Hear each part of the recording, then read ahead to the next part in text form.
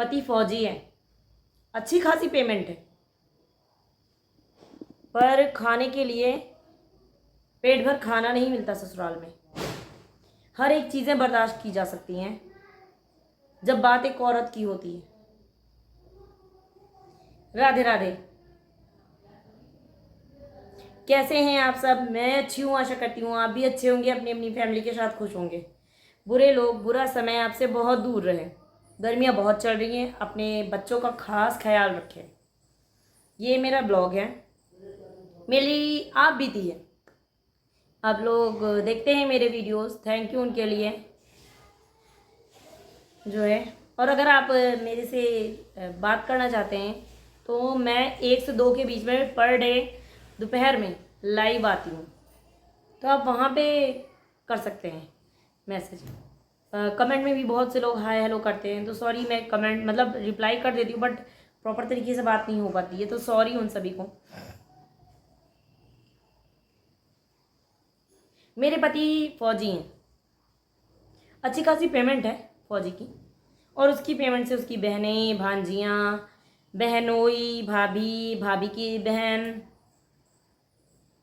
भाभी के बच्चे, भाभी के बहन के बच्चे, भाई, खुद के भाई बहन, रखेलों के बच्चे, सब पलते हैं। सबके लिए रविशंकर के पास पैसा है खाने के लिए, देने के लिए। पर खुद की बीवी जिसको वो 7 फेरे करके लेके आया है, रिश्ता जोड़ा है सामाजिक रूप से, लीगल वाइफ के लिए नहीं है। मेरे ससुराल में जब मेरी शादी हुई तो कम से कम 2 भैंसें थी। एक भैंस मतलब पहले एक थी, फिर दूसरी वाली बड़ी हुई, समझ गए ना, ऐसे थी। तो मेरे ससुराल में जो भैंस थी ना, उसको भी ताजी रोटी खाने की आदत थी, समझ गए आप। तो जो रोटी रोज बनती थी वो भैंस को जाती थी सबके खाने के बाद, और जो 2 दिन की बासी बचती थी जिसमें रेशे निकलने लगते थे, बासी खाना मतलब सड़ा हुआ, स्मेल आने लगती थी, वो खाना सानू खाती थी। क्योंकि मैं तो फौजी की बीवी हूँ और मेरा पति फौज की नौकरी करता है, ढेर सारे पैसे कमाता है। उसके पास इतना पैसा फिर भी नहीं होता है कि वो अपनी बीवी के खाने के लिए कर सके। दिन बीत रहे थे, मैं भी कुछ नहीं बोल रही थी, अच्छे दिनों की आस में मैं ज़िंदगी काट रही थी। मुझे लगा आज नहीं कल मेरे पति को समझ में आएगा, कभी तो उन्हें वो चीज़ें दिखेंगी जो मेरे बताने से भी उन्हें महसूस नहीं हो रहा, उन्हें दिखाने, मैं दिखा भी रही हूँ तो उन्हें दिख नहीं रही है वो चीज़ें। मैं प्रेग्नेंट भी हुई, मेरा बेबी हुआ, मुझे खाना नहीं मिल रहा था, मैं बर्दाश्त कर रही थी।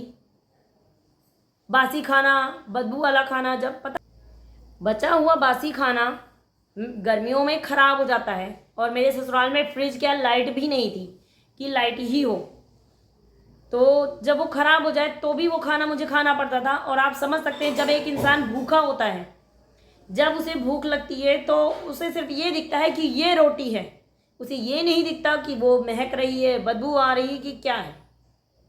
जीने भर का खाना पड़ता है हर इंसान को। मैंने भी जैसे तैसे मतलब काट लिया, ज़िंदगी खा रही थी। अपने फौजी पति से बोलने के बावजूद मुझे नॉर्मल खाना नहीं मिलता था। उसके बाद मैं प्रेग्नेंट हुई, बच्चा हुआ। जब तक बच्चा मेरे ऊपर निर्भर था दूध के लिए, तब तक सब कुछ ठीक था। भगवान भी पता नहीं क्या चाहते हैं, जब मुसीबत आती है तो हर तरफ से आती है। जब मुझे पेट भर खुद खाना नहीं मिल रहा था, बासी खाना मुझे मिल रहा था, वैसे में मैं अपने बच्चे को क्या दूध पिलाती अपना। बहुत से लोगों को मेरी ये वर्ड थोड़ा सा अश्लील लगेंगे, ठीक है, पर सबको पता है कि एक छोटा बच्चा, 7 से 8 महीने का बच्चा, अपने भूख के लिए, अपने आहार के लिए अपनी माँ पे निर्भर होता है, क्योंकि उसकी माँ ही उसे दूध पिलाती है। पर मेरे यहाँ मुझे हो ही नहीं रहा था कि मैं बच्चे को पिला सकूं, क्योंकि मुझे बराबर खाना नहीं मिल रहा था।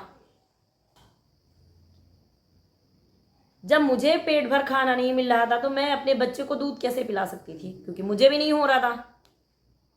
मैंने अपने 8.5 महीने के बच्चे को, 8 महीने का बच्चा था, मैंने उसे चीनी और पानी बोतल में घोल के पिलाया है जिंदा रखने के लिए। मुझे दूध हो नहीं रहा था, घर में भैंसों का दूध था, वो मेरी सास बेच रही थी। खाना भी मेरे लिए नहीं था, क्योंकि मेरे ससुराल की भैंसें ताज़ा खाना खाती हैं, उनकी इज्जत मेरे से भी ज़्यादा है। मेरे पति के जिंदा होते हुए मुझे ऐसा फील कराया गया ना कि तुम्हारा पति है ही नहीं, कमाता ही नहीं है, और जबकि उसी के पेमेंट से सारा खर्चा चल रहा था। और मेरी जेठानी अच्छे अच्छे चीज़ें खा रही हैं, पूरा खाना खा रही हैं, उसी घर में मेरी इज्जत 2 कौड़ी की थी मेरे पति की वजह से, क्योंकि भाभी बहुत प्यार करती हैं। आप समझ सकते होंगे बहुत सी लेडीज़ों के साथ ये चीज़ हो रही है। आदमियों को मेरी बातें इसलिए झूठी लगती क्योंकि उन्हें ये चीज़ें फील नहीं होती हैं, न ही झेलनी पड़ती हैं। 3 दिन चीनी और पानी का घोल देने के बाद 8.5 महीने के बच्चे के साथ ये सब चीज़ें हो रही थी। जो बच्चा अभी बोल भी नहीं पा रहा, ठीक से चल भी नहीं पा रहा, उसका फौजी पिता घर में है, और उसके फौजी बाप ने, जिसको अच्छी खासी पेमेंट मिल रही होगी 2009 में, ठीक है, नायक की पोस्ट पे रह के, उसने अपने 8.5 महीने के बच्चे के लिए पंचायत बुलाई, क्योंकि उसका 8.5 महीने का बच्चा दूध मांग रहा था, और दूध का डिब्बा 120 रुपये का था। दूध वाला भी 20-25 रुपये में दूध देता। घर में जो दूध था वो मम्मी को बेचना था। मैं बाहर से दूध मंगाती थी, वो मेरी सास को दूध चुरा लेना था जिठानी को देने के लिए। तो मैंने वो दिन देखा। बहुत से लोग बोलते हैं ना, बच्चे के लिए सोचो, बच्चे के फ्यूचर के बारे में सोचो। जिस बच्चे का पिता फौज में है, उस बच्चे के दूध के लिए अगर पंचायत हो जाए तो उस पिता के शर्म आनी चाहिए, मुँह छुपाना चाहिए। और अगर पंचायत की बात मैं झूठ नहीं बोल दूंगी कि प्रधान आया है, राम प्रकाश आए, रविशंकर थे, पापा मेरे पर्वतखेड़ा से गए हैं, तो मैं ये झूठ नहीं बोलूँगी कि रामवरण प्रधान को बुलाया गया है इस बात के लिए, ठीक है। मेरे बच्चे ने जब थोड़ा बड़ा हुआ, मान लीजिए 5-6 साल का, नॉर्मली मेरे बच्चे ने बोला कि पापा मुझे चॉकलेट दिला दीजिए। मेरे हस्बैंड के वर्ड थे, बहन को जूस के पैसे देने हैं, इसलिए मेरे पास पैसा नहीं है, मैं चॉकलेट टॉफ़ी नहीं दिला सकता। और सबसे बड़ी बात तो आपको मैं बताती हूँ, आपको जोक लगेगा, मेरी सास इस उम्र में भी टॉफ़ी खाती हैं। कैंटीन से टॉफ़ी की पैकेट आती है भाई, बच्चे के लिए नहीं आती है, सास के लिए आती है, क्योंकि मेरी सास टॉफ़ी बहुत पसंद करती हैं। टॉफ़ी चॉकलेट उन्हें चाहिए होता है, मेरे बच्चे को नहीं चाहिए होता।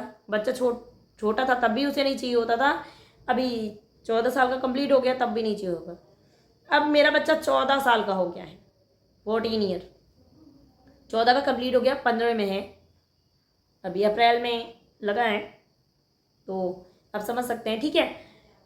बच्चा हाई स्कूल में है, फौजी पिता हवलदार है, फौज में हवलदार है, शायद उससे भी ऊंची पोस्ट पे है, मैंने सुना है, पर जब तक कंफर्म नहीं होगा मैं बोल नहीं सकती हूँ। आज मैं रैंक उसकी इसलिए बोल रही हूँ क्योंकि बहुत से लोगों को होता है ऐसे नहीं है वैसे है, ठीक है, इसलिए मैं बोल रही हूँ। हवलदार है, उसकी अच्छी खासी पेमेंट होगी, बट उस इंसान के पास इतने पैसे नहीं हैं कि वो अपने बच्चे की फीस, एडमिशन फीस, कॉपी किताब का कर सके, क्योंकि भाभी बहुत ज़्यादा प्यार करने लगी हैं रविशंकर को।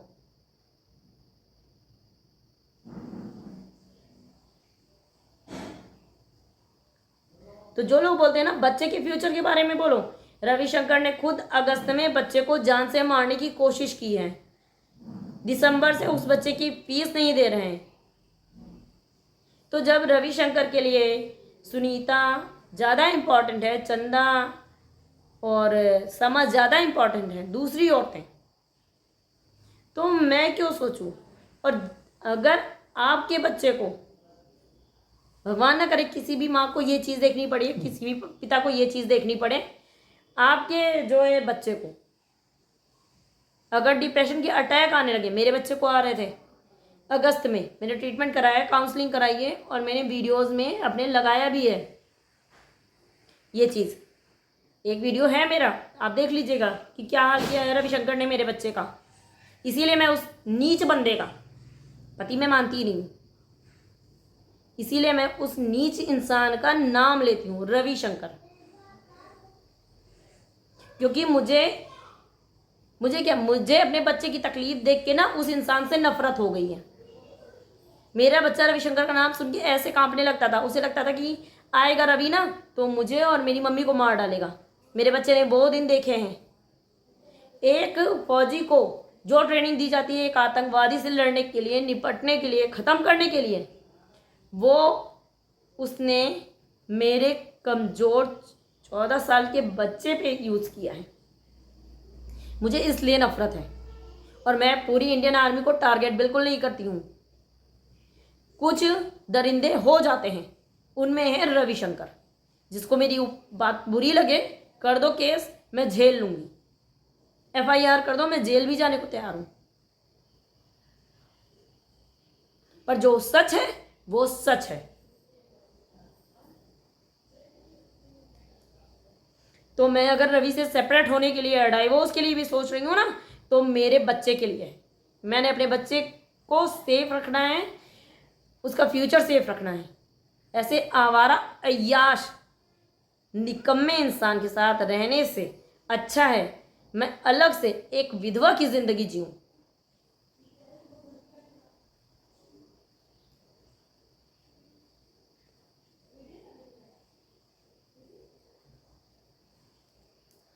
तो जो मैंने 18 साल सहा ना, मैंने सिर्फ इसलिए सहा कि चलिए आज नहीं कल वो हैवान इंसान सुधर जाएगा। पर जब बच्चे की जान पे बात आती है तो बीवी मर गई रविशंकर की, मैं मर गई। मैं सिर्फ एक बच्चे की माँ हूँ जिसको रविशंकर की माँ, रविशंकर की बहनें, रविशंकर के बहनोई, रविशंकर के आवारा निकम्मे दोस्त, उनकी वजह से प्रॉब्लम फेस करनी पड़ी। मेरे बच्चे की जान पे आएगी ना तो मैं किसी को नहीं पहचानती। मैं सुहागन हुए भी मैं विधवा की तरीके रहती हूँ।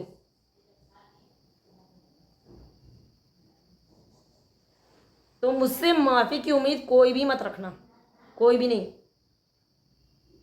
एक कदम मेरे बच्चे की तरफ बढ़ाने से पहले 100 बार सोचना,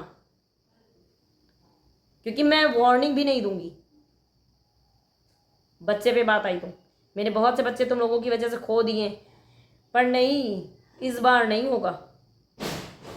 इसके बाद हर गलती की सज़ा मिलेगी। मैंने पहले भी रविशंकर से बोला था कि पहले छिप जाती थी चीज़ें, अब छप जाएंगी और अब तो वायरल हो जाओगे।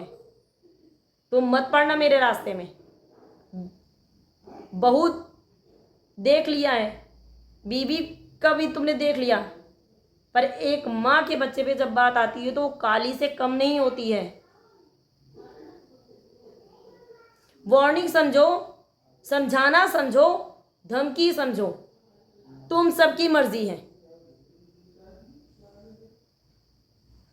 और ये भी मत सोचना कि रविशंकर को तुम आगे कर दोगे और तुम पीछे छुपोगे ना,